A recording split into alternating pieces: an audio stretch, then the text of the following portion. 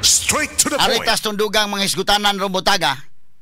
Ang Senate Blue Ribbon Committee mapadayon sa ilang investigasyon karong Huwebes, September 18, under na mahigala sa pagdumala ni Senate Blue Ribbon Chairman Panfilo Ping Lacson. Dili na under mahigala ni Marco Leita. Atong tanawon si Lacson unsay direksyon sa iyang investigation. Willing ta mohatag og benefits of the doubt niya, o atong tinud-on gini nga imbestigar sa mga kurakot. Mo na importante mga sukit ti paminaw. Dili ka na ang kwan. Ug nay maligsan. Kalisod man kayo mahigala. Isugod sa kan Duterte, sige isugod.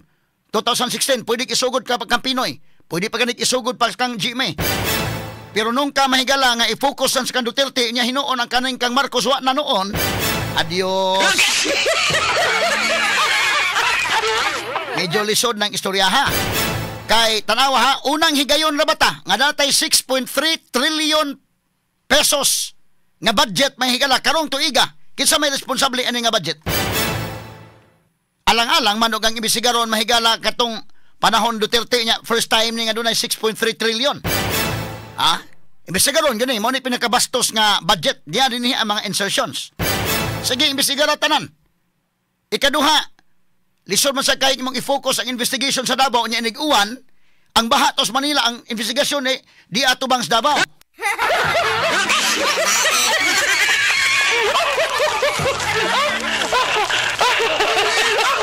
Mana kong gingon, sige. Kaya tinigod mga higala karong mag-iyahay og tabon-tabon sa korupsyon ining baha. Wa gitay mahimo anak kay ang Ginoo gyud nagbuot mga kigalaan nga gipa dad-an tag-uwan ni baha. Nakitang ebidensya nga hain man ang flood control. Bisan unsaon pa mga higala og lihay-lihay, bisan unsaon pa mga higala og pasumangil, bisan unsa na lay katarungan. Ay kinigod mga higala kining flood control projects. Mao ni ang madali og dali ra ning kawaton ning Clasias project.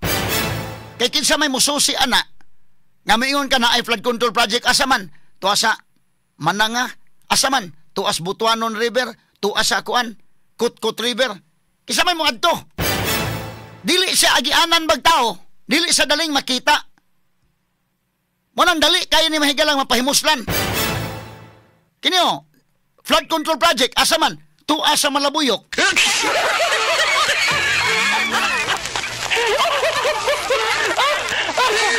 Kinsa man kuno media nakaabot dito sa Malabuyok.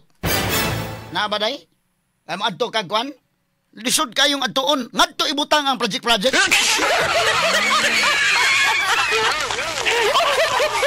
Kini ato lang ng agi katawa ha. Kay medyo kwan man, naghantag mga issues dapat mga local issues na to para to take up ning uban ato patong tiwason tong ubang mga issues sa Kapitolyo pod. Pero nahon ta sa ni mga kaigalaan. Now, tungod ana atong tagag benefits of the doubt ng Senate. Kay kung panalitan mga higala, mahibaw man na kinis Lacson mga higala, dako man tag pagtagad aning Lacson. Tanaw na to kung unsay dagan sa investigasyon. Mo-focus gani mga higala Duterte na ang iduot, mahibaw ato nga dili ni seryoso.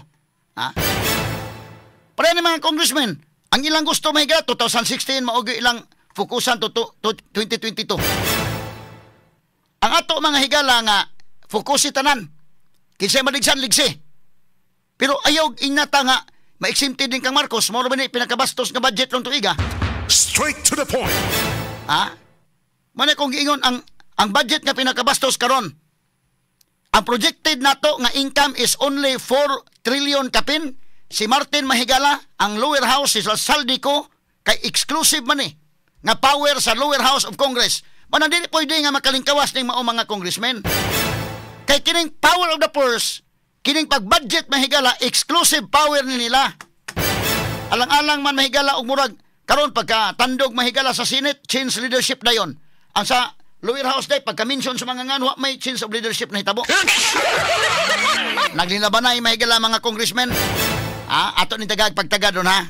Straight to the point. Okay, atong balikan mahigala tong discussion ron. Mahibaw ano to ha? Ang seriousness sa nag-investigar. Ang lower house medyo apiki ang ilang investigasyon dito. Apiki. Magpisa pa kung sa paisog-isog sa congressman, medyo alanganin yung paisog-isuga. Mo na giingon pa isog-isog pero atik ra.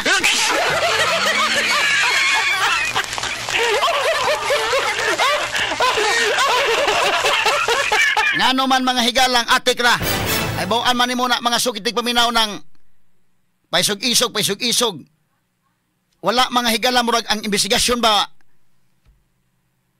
gilingaw-lingaw lang mga taon sa isuga ni Congressman Ridon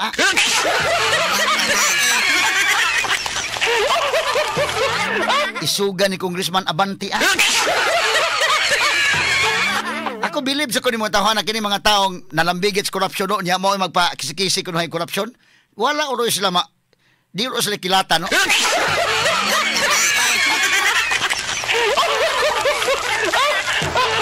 Hasta to Saldico, kato Saldico mahigala mo to'y nagpasiugda sa impeachment po ni Sara Duterte, Kay kuno di sa gusto ng mga korupsyon, Ko believe sa kung nagklasiyas tao no nga maayo kay mo dag istorya ba, labaw pa nga binilyon sa ring iya.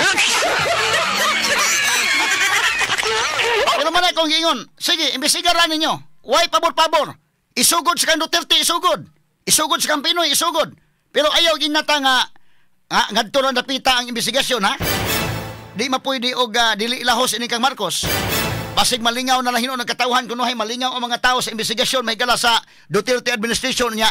Wa na, Di na ba malimot ang tao na? Mingon tao nga ayaw may glipat-lipat,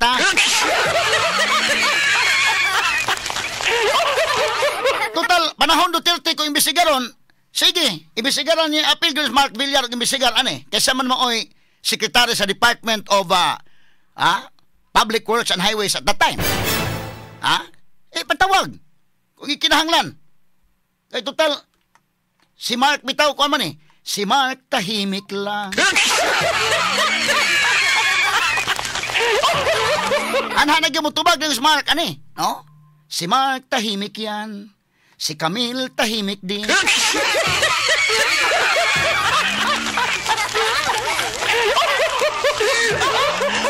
Isugod kay ka Duterte maapil sa imbestigar. Patawag kung gusto mo gusto pero ayaw ko inang ngadto ra masangit sa Duterte Nya dili na mulahos ini mahigalang 2022 to 2025. More ba ni pinakadako nga anomalya sa flood control, Imagine ka ang sugbo mga higala 2022 to 2025, 26 billion baya ang nabubo dire, Ang QM Builders landaan may gala 2022 to 2025 nakakuha dayon almost 10 billion project. Kanang Diskaya baya nakakuha 31 billion dili rabas panahon Duterte. Karong panahon na 2022 to 2025. Ayaw kung ina og atong ilihis-lihis ang investigasyon Straight to the point. Ang mga tao ra ba nagtan-aw dali ra ba makaditek. Ayaw ginyog underestimate kay basi gibuguan mo sa katawhan. Di mapuydi, Lingaw-lingaw na tayo mahigala, pasuko-suko. Pasuko-suko mo niya wanyo patawag si Saldico. Straight to the point. Ato ning klarohon mahigala unsa man si natay report ato sa itsay kadali kay do na mahigalay na mugi pusil patay dito mahigalas kon. Panahon to dai nanas uli niya asa man si kon. Okay ato tagal pagtagal kung okay ba ni. Kay do nay nahitabo mahigalang kon.